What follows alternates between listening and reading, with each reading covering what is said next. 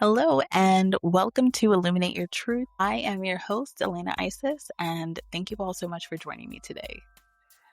All right, so today's episode, we are going to talk about something that I feel a lot of us, if you are a deep lover, if you feel deeply and you are compassionate and caring and empathetic, I feel like this episode is for you. Now, today's episode is entitled How to Stop Abandoning Yourself. This could be in relationships with your spouse, with your friends, with your family, really just relationships in general. And so, we're going to talk about how to stop abandoning yourself. And I'm going to just list a few steps here and we're going to go through them. And hopefully they can kind of help you on your journey to sovereignty, on your journey to becoming less of a people pleaser.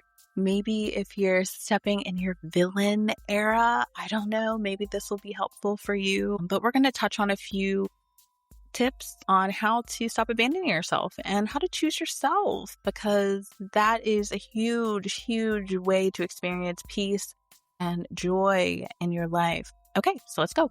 So step 1, stop saying yes when your body is screaming no. Stop saying yes when you really want to say no. Please just stop. Now, the first part of this is we have to realize what that feels like in our body. So what yes feels like in our body and what no feels like in our body. Your body is a compass, and so it's going to tell you what the truth is. It's going to tell you what you actually want to do. And so for me, a yes feels like calm in my heart. I feel calm. I feel relaxed. My heart doesn't flutter. I feel still inside. It brings me a little bit of joy and excitement. That's a yes. A no means my heart is fluttering. My head feels restless. I feel restless. There may be a jolt inside of my body. I may feel uncomfortable all of a sudden. My chest might get tight. Those are no's for me. It's going to look different for everyone. Your no is going to look different for you, but it's honoring that and understanding what our body feels like, how our body is talking to us, honoring its answer and moving from there. Now, this is where self-abandonment starts. It's when we ignore the feeling of, I don't really want to do that. That's when we start agreeing to things that you actually resent. That's when you start over-explaining your boundaries. That's when you start staying available whenever you're exhausted and you don't want to do anything. And so honoring our body and when it says yes and no will really help us to stop abandoning ourselves. And actually, no is a full sentence. So don't feel like you have to explain yourself. You really don't. You really don't have to explain yourself. If you don't want to do something, you don't want to do something. No is an answer. It's a full sentence and it can really just be the answer. All right. Okay. So our next step to how to stop abandoning yourself is to choose yourself in emotionally challenging times of your life that are unique to you. There will be times in your life that are super challenging where only you are going to be the one to make the right decision because you're the only one who experienced the situation, lived the situation, and understands that the decision that you make is one that specifically only you could make. Don't ever allow people to make you feel bad for choosing yourself when you specifically know that if you choose other people regarding that situation, you will drown. Do not ever drown for anyone, especially when you know that that's what will happen. Okay, that is manipulation. All right. People will try to manipulate you into feeling bad for not choosing them in a situation that is specifically unique to you, which means you are the only one who knows the truth of the situation. You are the only one who can make the right decision.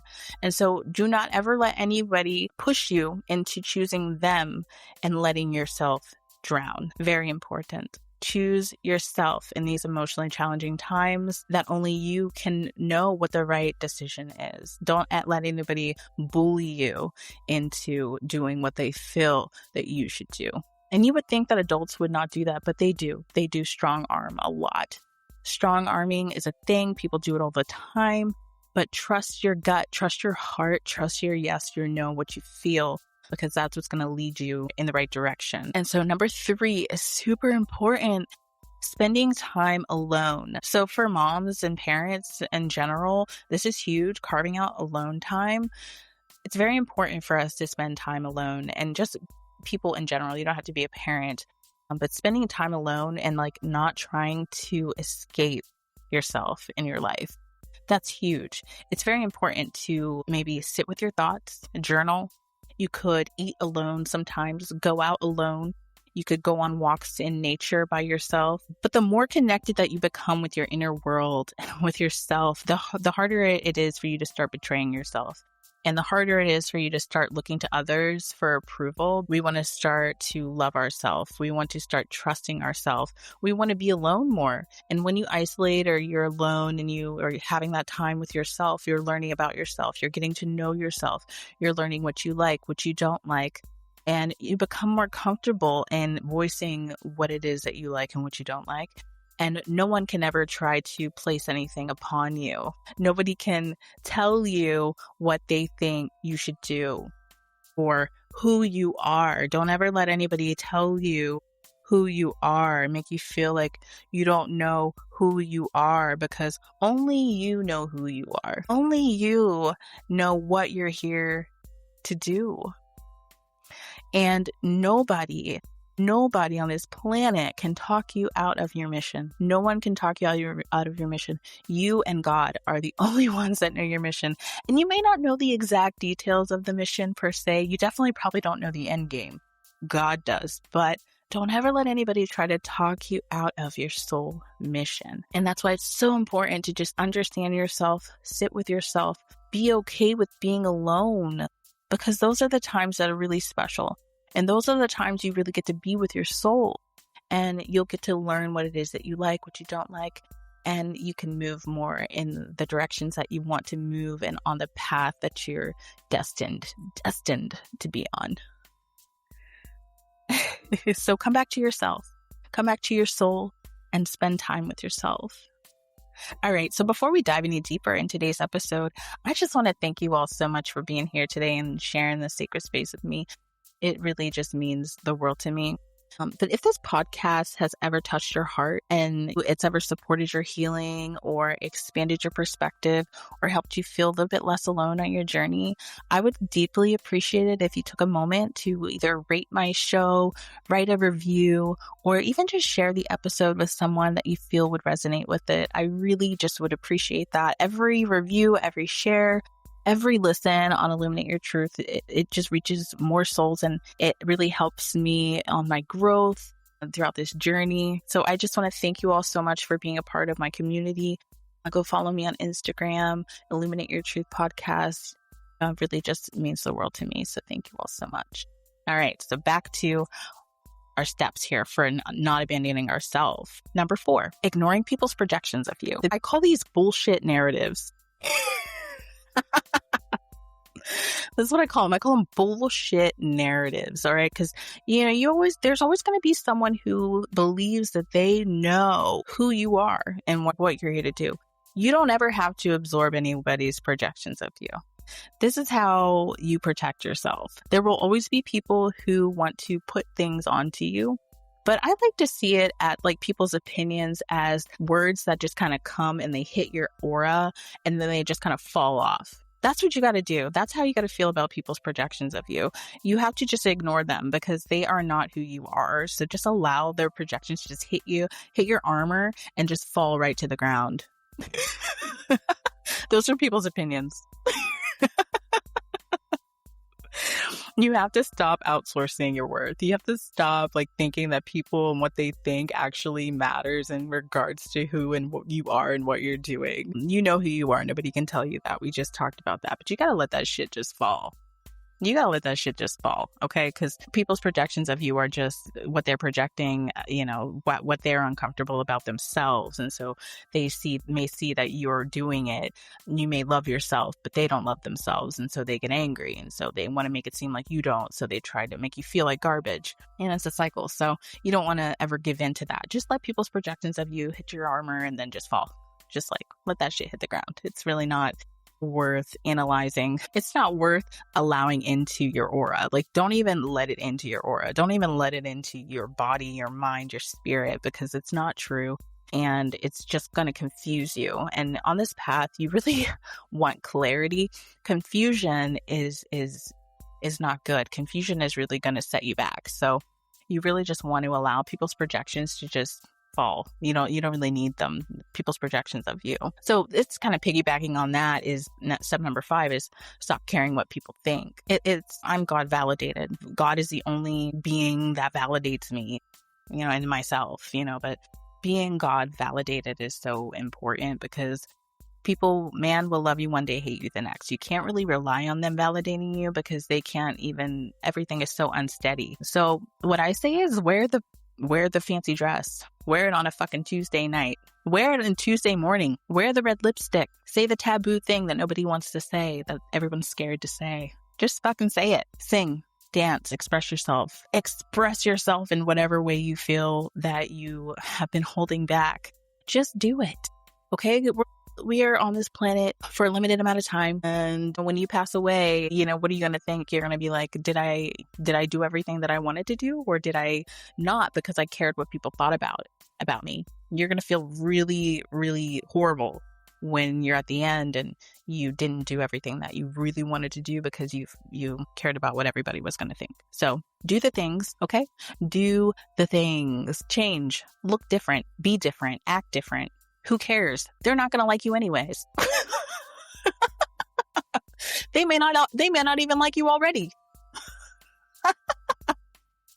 Do the things. It's important for your journey, for your growth, because you're not here to please other people. You're here to live your life, have joy, have peace, and fulfill your mission, whatever that may look like. Okay, number 6. I like this. Ask yourself, do I even like this person? Instead of do they like me? Yeah, like, do you even like them? Because, let's see, like, do you? Yeah, stop wondering, do they like me? Is this person someone who can add value in my life even? I think that that's important. Like when choosing friends or choosing people who you're going to be business partners with, you have to ask yourself, you have to be like, is this someone who can add value to my life? Is this someone who's going to push me to be better? Or is this person going to set me back? I really think that those kind of questions are important whenever you're starting new relationships with people, and not abandoning your values and not abandoning your morals. Because guess what? Those really freaking matter. Morals and values matter. And a lot of times matching morals and values are very important, especially if you're in a business with someone. And so I really feel like you should ask yourself, do I even like this person? Does this person even resonate with me? Am I even on their level? Are they on my level? You really just got to ask yourself those questions and see what comes from them. Because, yeah, you just got to double down. Next, number 7. This is our last and final one. All right. Pour into yourself first. This is the main one. Pouring into yourself first. Because if your cup is empty, you're not going to be able to pour in anyone else.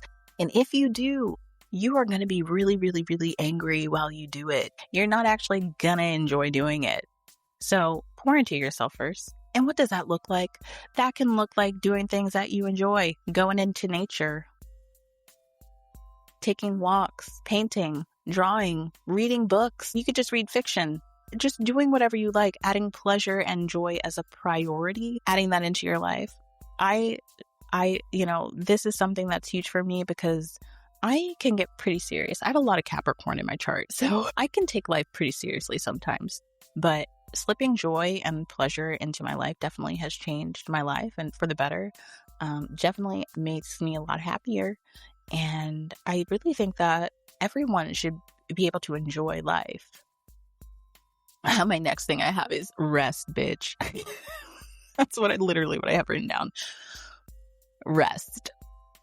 Okay? Like maybe taking a nap in the middle of the day if it's possible and not feeling guilty about it. Maybe sleeping in every now and then and not feeling guilty about it. Getting rest is so important that I think we ignore it and we think, "Oh, no, I'll just push through. Oh no, I don't need to slow down." And then we burn out and then we get sick. Okay. And then we're forced to rest. So if you can avoid that and just rest to begin with and allow yourself to rest, you won't be forced to rest, pouring into yourself, allowing yourself to feel good and feeling no guilt about it.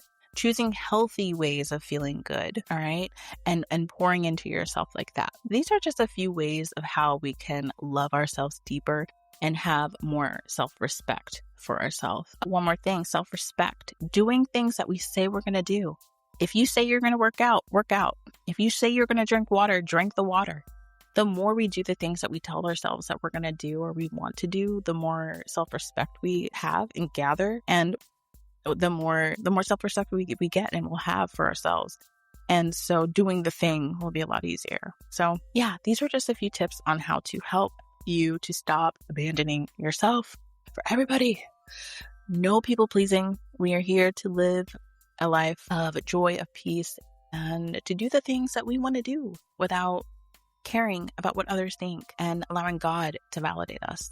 So I hope you all enjoyed this episode. Head on over to my Instagram, Illuminate Your Truth Podcast, and follow me on there. I'm also on YouTube, Illuminate Your Truth Podcast on YouTube. And I hope you all have a wonderful day. Bye for now.